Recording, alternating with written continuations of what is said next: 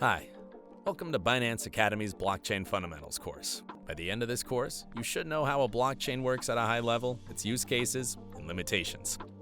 Let's dive in. At its core, a blockchain is a special type of database, sometimes referred to as a distributed ledger. Blockchains are one of the most common types of distributed ledger technology systems, so both terms are often used interchangeably. Keep in mind, however, that not all distributed ledger technology systems are blockchains. A blockchain stores information, just like a spreadsheet, but the information is subject to special rules. Who invented blockchain? The idea behind blockchain technology was described as early as 1991 by research scientists Stuart Haber and W. Scott Stornetta. The two introduced a computationally practical solution for time-stamping digital documents, so that they cannot be backdated or tampered. The system used a cryptographically secured chain of blocks to store the time-stamped documents. In 1992, Merkle trees were incorporated into the design, making it more efficient by allowing several documents to be collected into one block.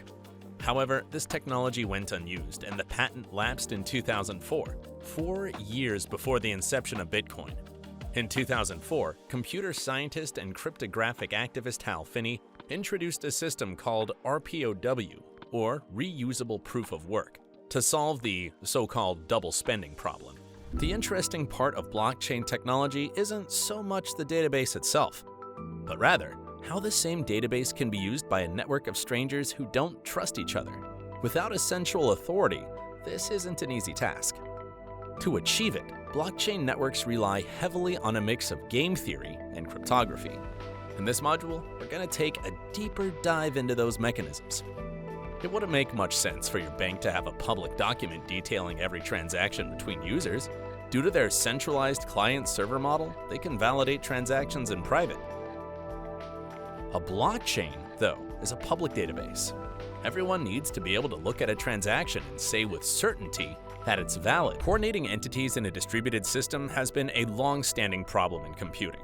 Without a central coordinator calling the shots, how do you find a way to get everyone on the same page? This is the Byzantine generals' problem, in which, in order to avoid catastrophic failure of a system, the system's actors must communicate with each other and agree on a single truth. But some of these actors may be unreliable. This dilemma is very applicable in computer science. Systems that can overcome the problem are said to be Byzantine fault tolerant. In blockchains, the Byzantine generals' problem is mitigated by allowing all users on the network to validate the information. We'll discuss the different kinds of nodes, blockchain network structure, and how conflicts are resolved in a permissionless setting. In blockchain systems, not all nodes are the same. Under the broadest definitions, any machine that interacts with the network in some way can be considered a node. So far, when we've talked about nodes, we've been discussing full nodes, nodes that have a full copy of all the blockchain's transactions. You've probably also heard about blockchain's use cases in the decentralized finance space. The idea of DeFi is to create a more open, inclusive, decentralized, and transparent financial system that runs on top of public blockchain systems.